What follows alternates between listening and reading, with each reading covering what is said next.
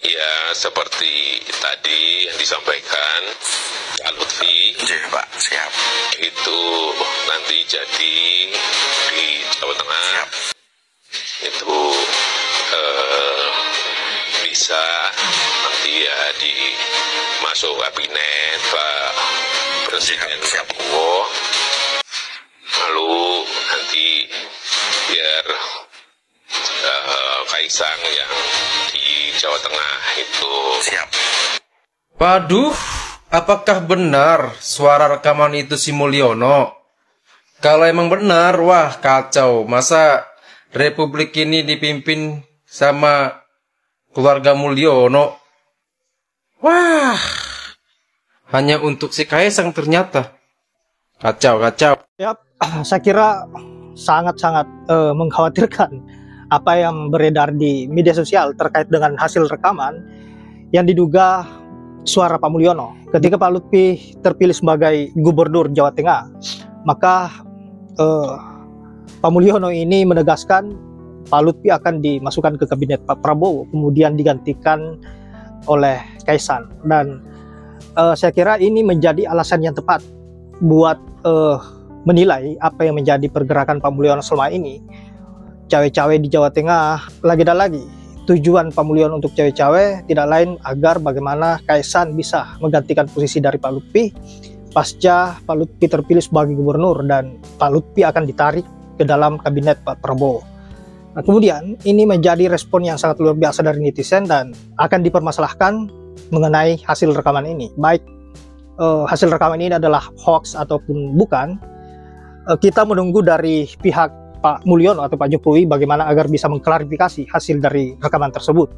Nah, sahabat-sahabat, untuk itu tanpa berlama-lama langsung saja kita ke videonya dan bagaimana tanggapan dari para netizen terkait dengan beredarnya rekaman di mana suara Pak Mulyono yang mendesak Pak Lutfi agar digantikan oleh Kaisang. Kemarin beredar rekaman di Jagat Maya, diduga pembicaraan antara Mulyono dan pasangan calon gubernur wakil gubernur di Jawa Tengah. Dari suaranya sih otentik dan belum ada sanggahan sampai hari ini. Bagi saya itu menunjukkan satu hal. Kenapa pertemuan 3 orang bisa bocor? Berarti di sebelah itu memang sudah terjadi perpecahan sehingga bisa keluar tuh video, ya kan? Kecuali terbukti itu hoax, tapi sangat nyata. Kita tunggu. Nah, dalam video itu dikatakan bahwa nanti gubernur itu kalau terpilih, ya kan, yang dari coklat itu, maka dia akan ditunjuk masuk kabinet presiden, ya, Prabowo gitu. Lalu menggantikan siapa? Ya anaknya dia, Sang Pisang, makanya bolak-balik ke Jogja, ke Jawa Tengah kan? Gitu. Nah, apakah itu mungkin? Ya mungkin. Karena tinggal diangkat ke kabinet gubernurnya kalau terpilih, lalu untuk menggantinya dipilih oleh DPRD provinsi. Begitu prosesnya. Jadi itu sangat mungkin dilakukan. Gila kan? Pemilu yang begini mahal dan begini penting dijadikan alat pemuas keserakahan, syahwat kekuasaan.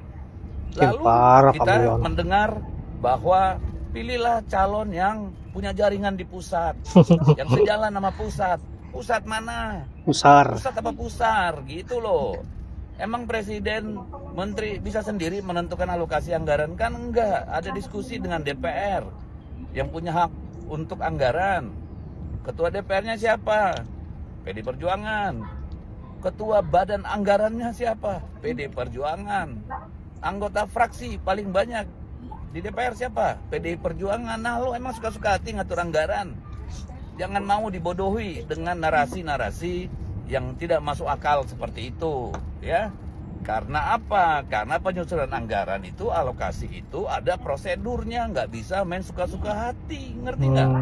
Tidak bisa. Jadi jangan mau narasi kayak begitu digunakan, ya. Dan itu juga sangat buruk. Kayak zaman Soeharto aja, kalau nggak milih nanti nggak ada pembangunan di sana. Itu gimana? Bohong banget kan? Gitu. Oke? Gunakan akal sehat, kita perbaiki negeri, putus rantai Mulyono, Jangan takut putus sama rantai coklat, Mulyono. ya. Jangan takut tuh sama dinas dan sebagainya. Karena apa? Undang-undang kita bahkan keputusan Mahkamah Konstitusi, kalau mereka cawe-cawe apalagi neken, itu ancamannya pidana. Tinggal catat dan laporkan, aman, oke?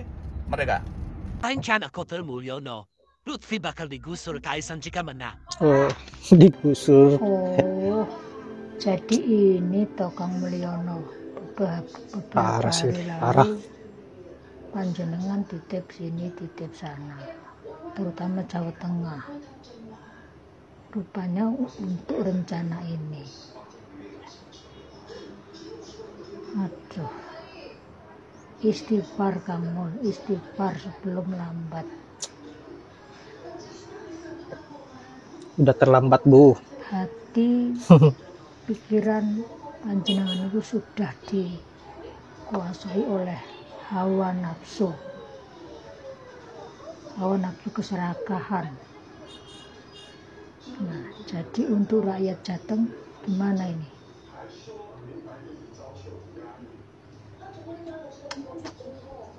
Istighfar kamu, istighfar. Negara bukan milik panjenengan tok. Banyak anak-anak muda berprestasi, enggak cuma sekeluarga jenengan yang harus jadi pemimpin. Ya, kalau Pak Lutfi sudah menang, kenapa mau dipindah ke kabinet Pak Prabowo? Ini rencana revisi undang-undang pilkada gagal memakai kendaraan Pak Lutfi. Benar-benar stres ya Anda yang Mulyono. Salam waras. Oh, bahaya nih. Ini cuma digerebek tapi tidak ditindaklanjuti. Lihat aja nanti. Gerebek aja terus. Diproses tidak. Nah, Kang. Oh. Mari Pak Mul. Pak Mul.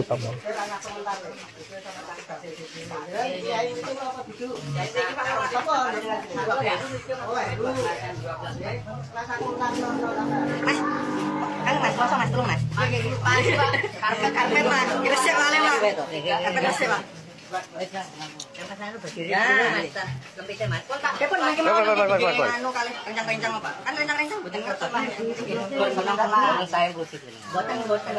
Yap, saya kira sudah jelas ya guys ya bagaimana kelakuan Pak Mulyono, kelicikan Pak Mulyono, sampai-sampai Pak Mulyono ini memohon dan meminta bantuan terhadap Pak Prabowo sebagai presiden agar Pak Prabowo bisa mengendorse Pak Lutfi di Jawa Tengah.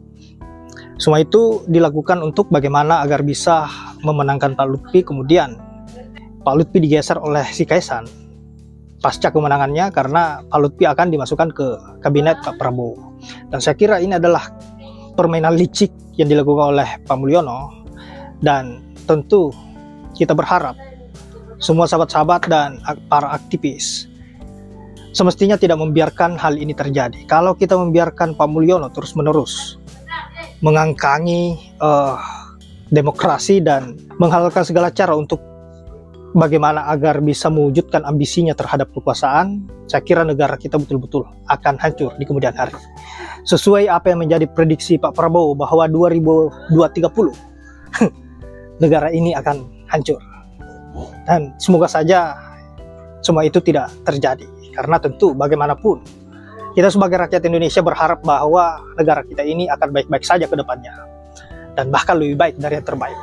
Nah sahabat-sahabat, saya kira hanya itu. Terima kasih sudah menyempatkan diri untuk menonton. Dan semoga apa yang saat bisa bermanfaat. Saya akhiri dengan ucapan wallahul muwaffiq ila aqwamit thoriq. Assalamualaikum warahmatullahi wabarakatuh.